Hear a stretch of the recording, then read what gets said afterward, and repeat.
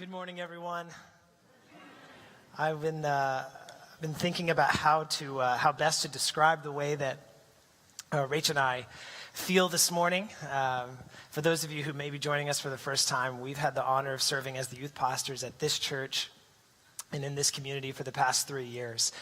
And it's kind of like, have you ever gotten to the end of a really good book you've been reading? And you're on the last chapter and you know it's all about to come to an end and you just don't want it to. Or maybe like you've gotten to the end of a movie that you really enjoyed and you were wishing it was longer. That's how I felt about The Greatest Showman. That I saw that for the first time this week, and I get to the end of the movie and I'm like, no, sing another song. Like I want it to keep going. I just want to rewind and watch it all over again. And I think that is the best way to describe how Rach and I feel about you. You are one of our favorite stories. And I can honestly say that Pastor Richard and the team here are some of my greatest friends. And Pastor Richard is one of my greatest role models. So thank you for the honor and the opportunity for welcoming our family from Texas and becoming our family here in Michigan. Now we have a Michigan daughter, so a piece of us. This is home for us now. I want to encourage you to go listen to Pastor Richard's message from last week. He's been in a series on hope all month long, and he preached a message last week called Against All Hope, which is one of my favorite messages from Pastor Richard. And I encourage you to go podcast that. I actually want to pick up right where he left off with a scripture in Romans chapter 4 that he discussed last week. And this is talking about Abraham and the promise that God gave Abraham. And it says that in hope, Abraham believed against hope that he should become the father of many nations as he had been told. So shall your offspring be. He did not weaken in faith when he considered his own body, which was as good as dead, since he was about 100 years old, or when he considered the barrenness of Sarah's womb. No unbelief made him waver concerning the promise of God, but he grew strong in his faith as he gave glory to God, fully convinced that God was able to do what he had promised. Amen. I want to talk about the promises of God today. Specifically, what do you do when a promise dies? And if you're taking notes, the title of the message this morning is Hope Floats. We're going to be discussing two passages of scripture, and that's 2 Kings chapter 4. We'll start there and then put a bookmark in John chapter 11. We're going to end in John chapter 11. While you're turning there, I want to share a quick story with you of from when I was a kid. One of the first things that I ever bought with my own hard-earned money. We were having a neighborhood garage sale. I couldn't have been more than 5 or 6, and I think I sold some old action figures or something and managed to make a little bit of cold hard cash. This is the days before chores, the days before allowance. And so I could not wait to spend this money. I didn't want to sleep. I just wanted to spend it. And so I went immediately across the street to a neighboring garage sale and bought an old boomerang from a kid named Ricky. And I was so pumped about this boomerang. And I don't fully understand the physics of how a boomerang works. Like, as far as I'm concerned, they're just magic. And but I knew enough to know that when you throw it, it always comes back, right? Because every boomerang is designed by scientists who are smarter than I am. It's sculpted, crafted, and manufactured with a promise. And that promise is when you throw it, it always comes back. Some of you see where I'm going with this. So I took this boomerang, brought it home, went into the backyard, and threw it for the first time ever. It went about 12 feet in front of me and then just kind of crashed into the grass. And so I thought to myself, I think I need to throw it a little bit harder. I got to get some range on this. So I picked it up, threw it as hard as I could, only to see it travel a few more yards and crash in the grass in front of me. So my father, who must have been watching all of this unfold in the backyard, who also did not understand the physics of how a boomerang works or how to throw one, decided that he would come out and help me because he could see that it was obviously going to require a little more force than I could give it. So he comes outside and he says, "Son, let me help you. Let me see that boomerang." And so I took my boomerang and put it in the hands of my father. Who then proceeds to say, let me show you how it's done. Step back. And he reaches his arm all the way back and with all of his might hurls this boomerang into the atmosphere. And I just remember gasping as I saw it soar into the horizon. There it goes, it's spinning and it's getting smaller and smaller and smaller. And me and him are both just watching the sky. And we just stood there for the longest time watching this boomerang disappear. And there was an awkward silence that followed. And I don't even remember how long we were standing there, but at some point in the waiting process, it became very clear, probably to my dad first and then me much later, that it wasn't coming back. And there was no way we were going to be able to find it. And I don't remember what my dad said. It's something, he tried to encourage me, something like, well, son, we'll go get you another boomerang. To this day, I have never bought another boomerang because I have deep-seated trust issues now with boomerangs. I don't believe in the promise. In some ways, in many ways, I'm still waiting for that boomerang to come back because I have some trust issues. I want to talk about a story this morning in 2 Kings chapter 4 about a Shunammite woman who felt this way. Have you ever thrown all of your faith, all of your hope into a promise only to watch it die in front of you? Have you ever put everything you had into a promise from God? All of your hope, all of your dreams, all of your expectations, only to be completely disappointed with how it worked out? In 2 Kings chapter 4, Elisha and his servant Gehazi are staying with a Shunammite woman who has basically created a guest bedroom for them to stay in anytime they're in town. And they're staying there, and they proceed to ask her, is there anything we can do to repay you for this kindness that you've shown us? And she says, no, I'm good. She actually says, I dwell among my own people, which means I've got everything I need. I'm good. And Elisha begins to discuss this with Gehazi in private, and he says, can you think of anything that we could do just to repay her for some of this kindness? And Gehazi says, well, he says her husband's really old, and she doesn't have any kids. So Elisha's like, that's it. We're going to promise her a son. We pick this up in verse 16. It says, and Elisha said, at this season, about this time next year, you shall embrace a son. And she said, no, my Lord, O man of God, do not lie to your servant. This is one of my favorite stories, by the way, because I love this woman's attitude. And I just love how real she is. Elisha gives her this promise. This is everything she'd ever hoped for. She'd always wanted children, and she had lost all hope because of her husband's age. And Elisha says, this time next year, you're going to have a son. And she goes, nope, stop, right there. Back up. Do not play with my emotions. Do not play games with my heart. Do you understand how long that I have wanted this? Do you know how long I've hoped for this? And she's actually skeptical. She's skeptical to put her hope and her dreams into this promise at first. And it goes on to say in verse 17, but the woman conceived, and she bore a son about that time the following spring, just as Elisha had said to her. Verse 18, when the child had grown, he went out one day to his father among the reapers. And he said to his father, oh, my head, my head. And the father said to his servant, carry him to his mother. I'm going to stop right there for just a moment. Because the Bible's not really clear on what just happened.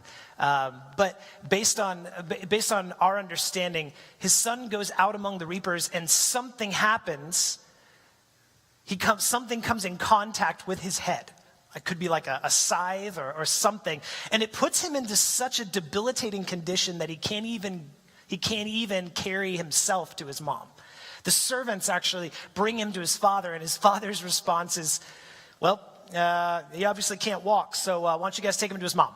You know, this guy, by the way, would have made a great Pee Wee football coach in Texas, because my Pee Wee football coach down in Texas, where football is life, treated every Pee-wee football game like it was the Super Bowl for the NFL.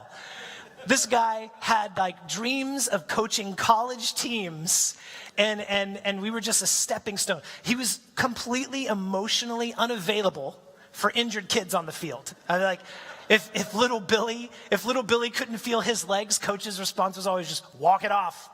But I can't feel my legs. Walk it off. This is how I picture this father. They bring him his son who's injured off the field, and he says, just carry him to his mother. So they bring him to his mom. We continue on in verse 20. It says, when he had lifted him up and brought him to his mother, the child sat on her lap till noon, and then he died. So I just want to get this picture for just a moment. They bring him to his mom. He's still got some life in him, and she's holding on to him, and she holds on to him till noon, and he dies in her arms. The promise. This is everything she had been hoping for her whole life. This promise is one that she'd actually lost hope in, and Elisha had given her new hope. What do you do when the promises of God die in your arms? What do you do when the promise that was once alive is just now laying in your arms? When I was entirely too old to be making these kind of mistakes, I decided one day while my wife was at work that I was going to go out and buy some fish, like a fish tank for the house. And I was super excited about it, and went to the pet store, got a big fish tank, 5 or 10 gallons, something like that. Got the rocks that you line the bottom of the tank with, and got a little fish home. I don't know what fish do in a fish home, but whatever they do in there, I got one for them, and got some food for them, and went to the checkout counter, picked out some fish, and brought it all home. And I was so excited. I unboxed everything. I set it all up in the room, and filled the tank with water, put the little fish home in there, and dumped the fish in. And I named them Jules and Vern. Jules and Vern. And I was so excited for Rach to get off work and come home and meet the 2 newest members of our family. This is before we had children. And so these fish were special to me. And I went down and had lunch or something later that day. And I went back up to just check on Jules and Vern. And when I got back to the room, they were just floating on the surface of the water and upside down. And I was like, that's a neat trick. But then I realized, like, fish aren't supposed to float upside down, right? And so I began to think, okay, maybe the pet store just sold me some defective fish. These are obviously sick, and I just need some more fish. It's going to be fine. So scooped up Jules and Vern, had a tiny little memorial service in my bathroom, flushed them, went back to the pet store, and I thought, you know what? I forgot to let them acclimate to the water. I'm such a noob. Anytime you buy fish, you've got to put the whole bag in the tank, let the water temperature equalize, and then you open the bag and the fish will be fine. It must have just shocked their system or something. So I go pick out some new fish. I go check out with the same checkout girl. She's like, oh, you're back. And I'm like, yeah, Jules and Vern just needed some friends. She had no idea we had just had a tiny funeral back at home. So I get these new fish, which I named Jules 2 and Vern 2, because I hadn't had time to come up with new names because I was really expecting the first names to last a little bit longer.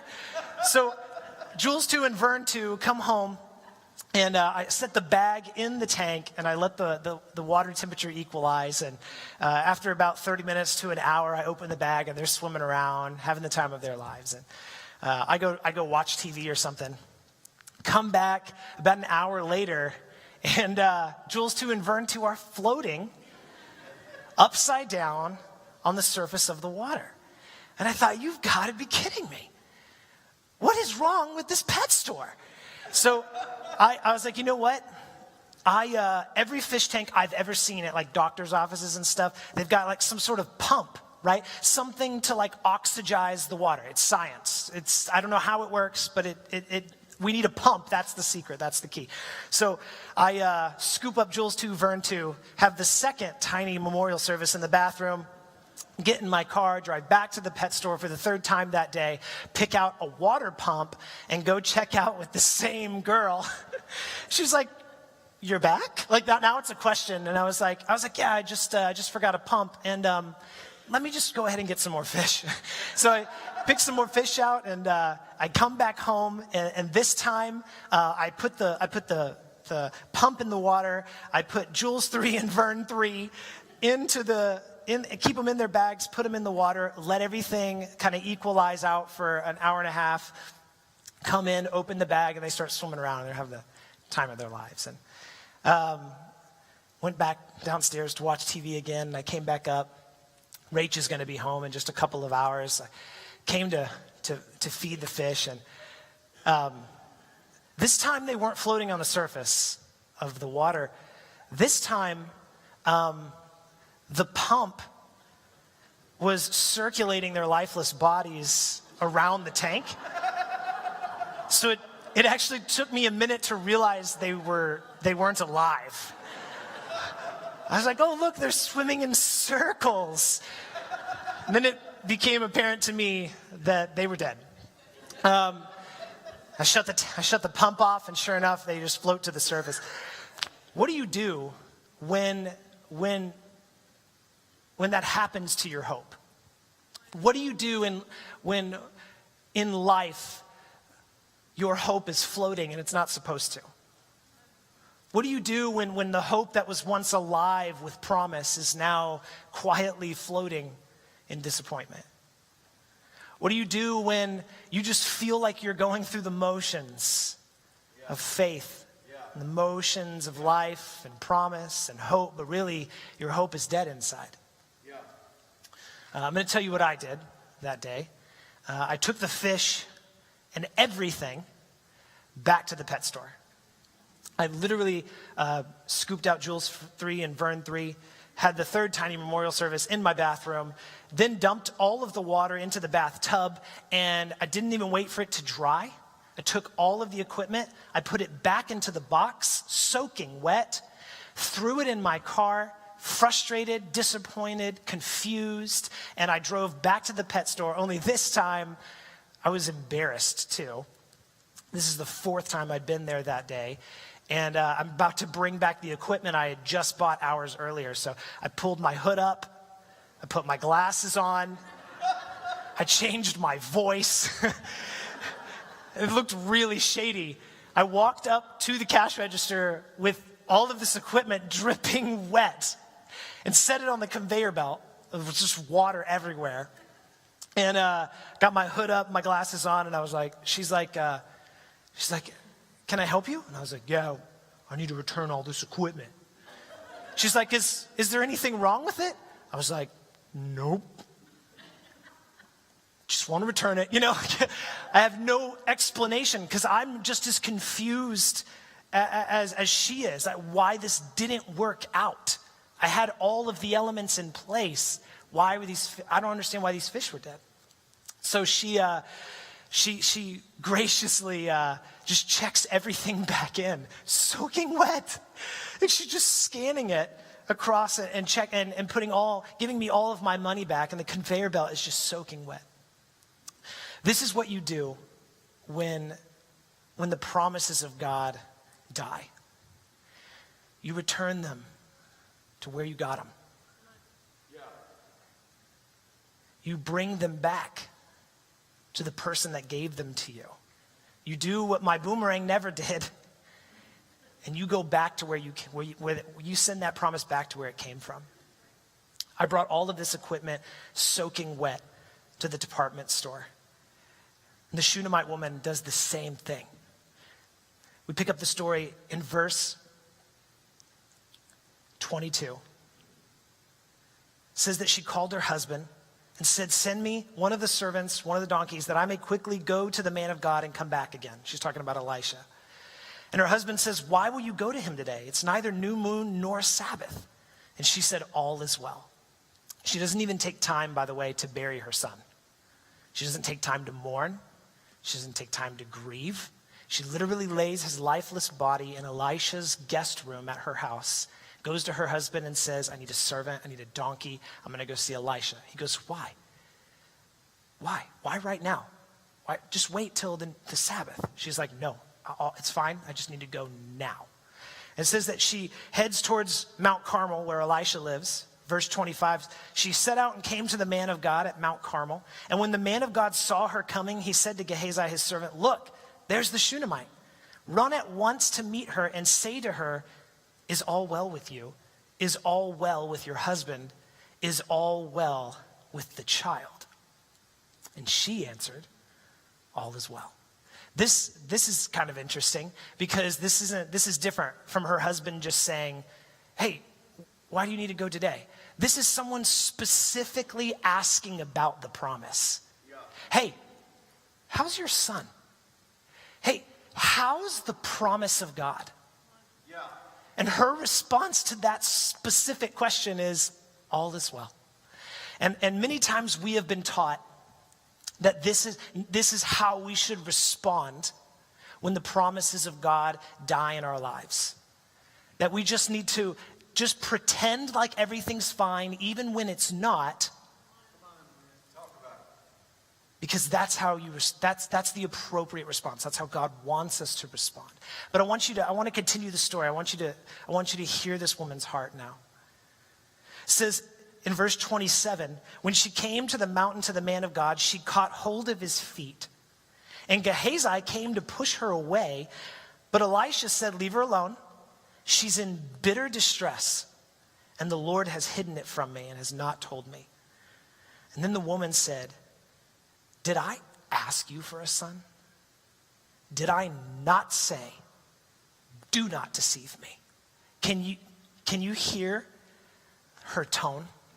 Can you hear the disappointment in this woman's voice? Can you hear the frustration and the anger and the confusion? Yeah. This woman shows up on Elisha's doorstep with all of her promise, all of her hope, all of her faith still dripping wet with disappointment.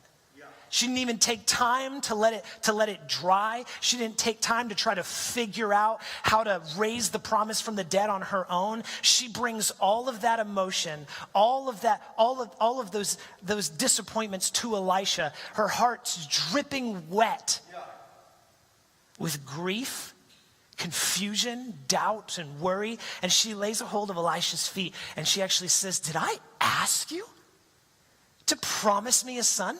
Didn't I tell you I was good? You took it upon yourself to make me this promise, and now it's dead.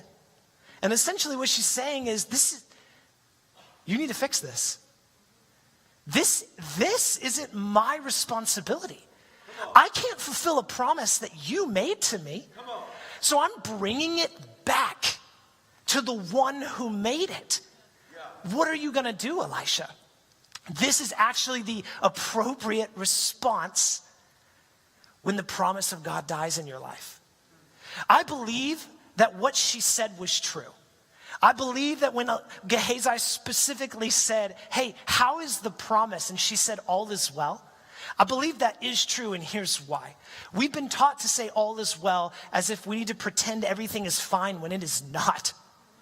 But the truth is, she wasn't living in denial. She wasn't just refusing to believe her son was dead. She wasn't sitting at home cradling his lifeless body going, it's fine, all is well, it's fine, it's going to be fine. Nope. She's like, he dies, and she immediately goes, nope, I'm going to Elisha. Like, I'm not burying him. I'm not taking time to try to figure this out. Where did I go wrong? How can I raise this promise? Nope, I'm going straight to Elisha. I'm not waiting another moment. And she gets there. And on the way, she says, all is well. You know why? It's not because she was living in denial. It's not because she refused to believe her son was dead. It's because she believed her son was dead, but she knew where to find hope. Because hope is a person, and hope has an address, and hope His name is Elisha, and he lives at Mount Carmel, and I don't have hope right now. My hope is gone, but I sure know where to find it. And so she heads to Mount Carmel. She lays hold of Elisha, and she says, the promise you made me is dead. This is how you respond when the promises of God die in your life. Hope has an address because hope is a person, which is why it's possible to have hope and not feel hope. You can feel completely hopeless, but you can have hope as long as you know where to find it. You can lose all hope, all faith. The promise can be dead, and people can be specifically asking you, how's the promise? You don't have to lie to them. You can say, well, the promise is dead, but you know what? All is well because I know where to find Jesus, and Jesus is hope. Some of you are here today, and the promises of God in your life are still dripping wet with disappointment, and you don't know what to do. Some of you have been wrestling to try to figure out how to fix it. You don't need to fix it. All you need to do is bring it to Jesus, return it to the sender. Yes. Hope has an address, and you can find it anytime you need it. So she gets there, and Elisha follows her back to the house. And in 2 Kings chapter 4, verse 36, it says that he summons Gehazi, and he says, hey, call the Shunammite woman in. So they called her, and when she came to him, he said, pick up your son. She came and fell at his feet, bowing to the ground, and she picked up her son, who had been raised from the dead, and she went out. Elisha raises the promise from the dead. I'm about to make a statement that is gonna sound strange, but this is actually something we all believe. We've probably just never heard it said this way before, okay? The statement is this: the promises of God are not guaranteed to never die. They're guaranteed to never stay dead. Come on. Let me say that again. The promises of God are not guaranteed to never die. They are guaranteed to never stay dead. You actually believe this whether you realize it or not. In John chapter 12, which this is the story of Palm Sunday. This is what we're celebrating today. And that is Jesus' triumphal entry into the city. He's riding in on a donkey, and all of these people are recognizing he is the promise. Here he is. This is the promised one, the Messiah, the one we've been waiting for, the one all of our hopes, all of our dreams, all of our expectations rest on. Here he is. And then Jesus says this, and I, when I'm lifted up from the earth, will draw all people to myself. And he said this to actually show by what kind of death he was going to die. And so the crowd answered him, but we have heard from the law that the Christ remains forever. So how can you say that the Son of Man must be lifted up? You get the picture here. Here comes the promise. The promised Son of God. The promised Messiah. And he rides into the city and he says, I'm about to be lifted up, and I'm going to draw all men unto myself. And what I actually mean is I'm about to be crucified. I'm going to be lifted up on a cross. And this is their response. But, okay, wait. So the scripture says there's a promised Messiah. I believe you're the promised Messiah, but what do you mean you're going to die? No. I specifically remember this. The scripture says the promised Messiah will live forever. Jesus is like, the promise of God's about to die. The promise of God is about to die. He gets even more specific in Luke chapter 18 with his 12. It says that he took the 12 and he said to them, this is very plain, see, we're going to Jerusalem, and everything that is written about the Son of Man by the prophets is about to be accomplished. I'm going to be delivered over to the Gentiles. I'm going to be mocked and shamefully treated and spit upon. And then after flogging me to within an inch of my life, they're going to finish it and they're going to kill me. and on the third day, I'm going to rise. It seems very plain, but it says that the disciples understood none of this. The saying was hidden from them. They did not grasp what was said. Because if you got to put yourself in the disciples' shoes, which is pretty easy to do because I think most of us are right here with them this morning. You have a promise from God. You have a promise. All of your hopes, all of your dreams and expectations, all of your faith are tied to this thing. You've heard from God. This is the promise. This is what I'm going to do.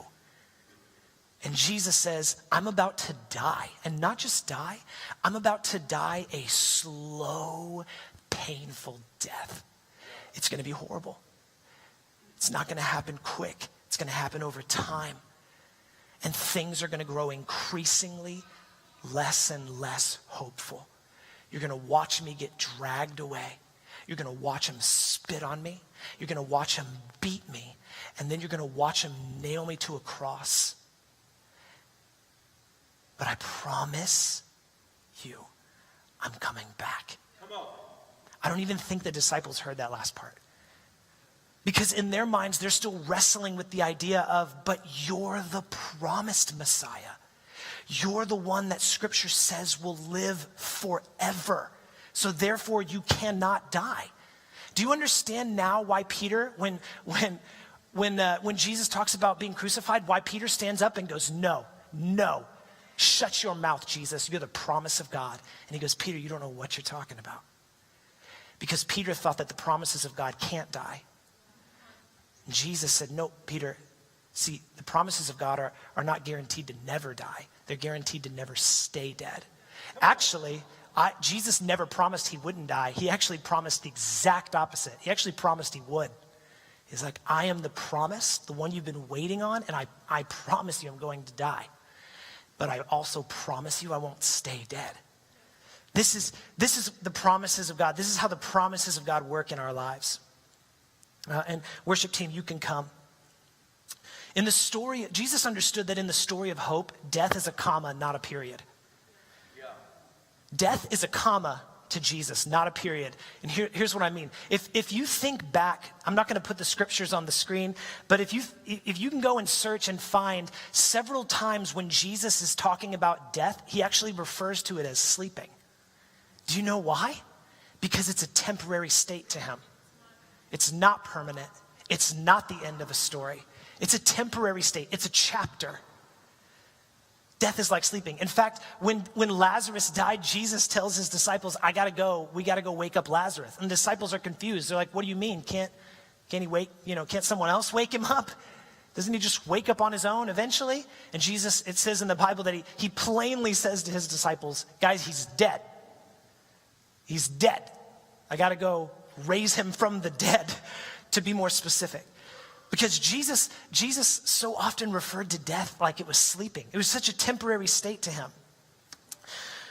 In John chapter 11, this is where we're going to end. Jesus is about to make a statement that many of us are familiar with. It's actually John chapter 11, verse 26. And it says, that everyone who lives and believes in me shall never die. Do you believe this? It's a massive statement. But what's so interesting about that statement is how Jesus sets it up. The statement that he makes immediately prior to this, to put this in perspective for us. Because he doesn't just say, whoever believes in me will never die. It's actually part of a bigger idea that Jesus proposes, and that is this. He says, I am the resurrection and the life. I am the promise. And whoever believes in me, though he die, he will live.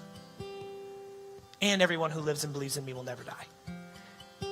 It sounds almost like two polar opposite statements. Which one is it, Jesus?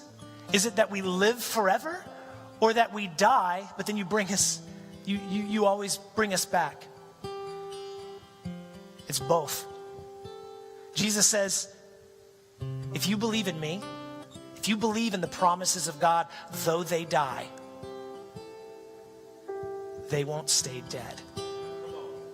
In other words, they never really die. Death, in your mind, is permanent. To me, it's temporary. So though you experience it, it's only a comma in the story.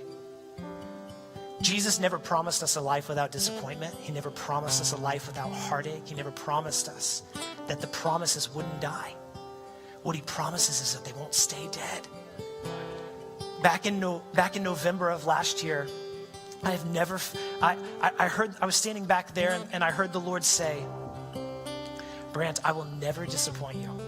And I was so excited. I told Rach, let's write this down in our journal because we're facing some challenging situations and circumstances right now, and I need to hold on to this promise. He'll never disappoint me. He'll never disappoint me. He said it, and I can believe in it. I can throw all of my hope, all of my dreams, and my expectations into this promise that he will never disappoint me. And yet, 2 months later, when I went home for the holidays, Rach and I were so discouraged by life and a series of unfortunate events that had unfolded for us. And I remember just sitting in the quietness of my parents' house while they were at work one day, and I just said, Rach, you remember when God said that he would never disappoint us? She said, yeah, I know. And I said, why am I so disappointed in him right now? She said, I don't know. I don't know what to do. And I said, here's the only thing I know to do is we're gonna take this to the Lord, still dripping wet with anger and confusion, and we're gonna return this promise to the sender. So Rach and I went before the Lord in prayer, not just one time, but for a series of weeks. Our constant prayer was, Jesus, I've never been more disappointed in you in my life. Why do I feel that way? You said you would never disappoint us, but I don't feel encouraged or full of hope. I feel exactly the opposite. And I was standing back there in January during worship. Everybody's arms were raised. I had mine in my pocket, still wrestling with this question. And I heard the Lord say, son, do you know what I meant when I said I would never disappoint you? What I meant was I would never leave you disappointed. I understand you're disappointed. I understand you're disappointed with me. I understand you're disappointed in the promise. I understand all of that. But let me remind you that I will not leave you like this. Disappointment is temporary. You will never stay disappointed. There's times in life where you will experience disappointment. There's times in life where you'll experience hopelessness and discouragement. But Jesus promises, never stay dead. And he promises us that he'll never leave us disappointed. He'll never leave us confused. He'll never leave us wondering why. He'll never leave us angry and bitter. Though we die, yet we will live. Because Jesus is he's gonna walk us through that. Will you guys stand with me this morning? What I want to end with a couple scriptures.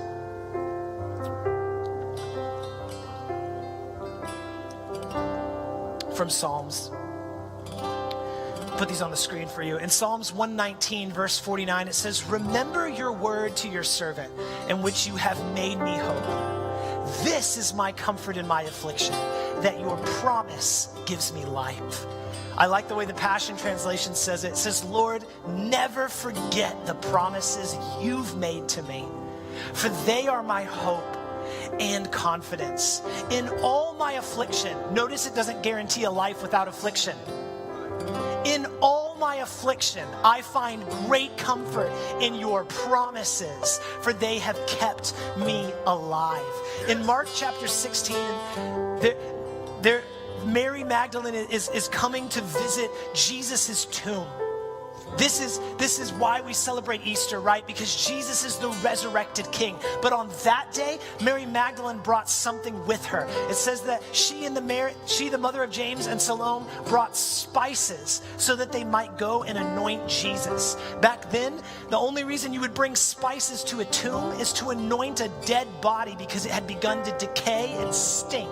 So when Mary Magdalene woke up that morning, she actually got together a bunch of spices, got her friends and said, let's go to Jesus' tomb and let's mask the stench of a dead promise with these spices. And it says that on the way there, they were saying to one another, who will roll away the stone for us from the entrance of the tomb? We haven't thought this through. There's a very large stone. But it says, looking up, they saw that the stone had been rolled back and it was very large. There are many of you here this morning who woke up prepared to come to church and simply you brought all of your spices with you. You're prepared to encounter the stench of dead promises again. It's another Sunday. I got to get all of my hope together. I just got to go to church and I'm just going to try to get through this service and get through worship. I'm just going to try to mask the stench of disappointment, the stench of decaying promise. I'm just going to try to pretend like all is well. And I'm telling you, you came here this morning and there's a very large stone of disappointment that's standing in between you and your promise. And you're wondering, who will move this stone?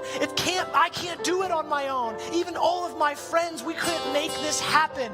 And I'm telling you, this morning, hope has an address. Hope has a name. When God gave us Jesus, He gave us hope. He gave us an address for hope. He said, this is my son. If you need hope, you can come to Him and He will give it to you. You don't have to pretend like you've got it. You just need to know the address. Some of you here this morning just need some hope. And that's okay that you feel discouraged and disappointment. You bring all of that emotion dripping wet to the altar this morning and you say, God, this is where I'm at. Who's going to move this stone? I'm tired of trying to pretend like everything's fine, trying to mask the stench of decay with a positive attitude. I need a breakthrough. I need Jesus to be my hope, to resurrect dead promises, to resurrect dead dreams, to resurrect dead expectations, to give me life. If that's you and you're here this morning, I'm going to have Jordan sing us through one more song. And this is how I want to finish.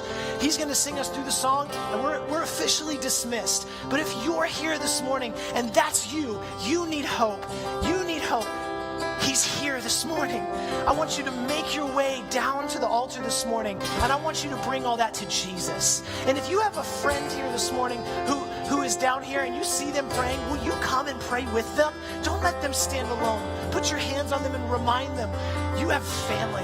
We're here with you. Jordan, will you sing that for us?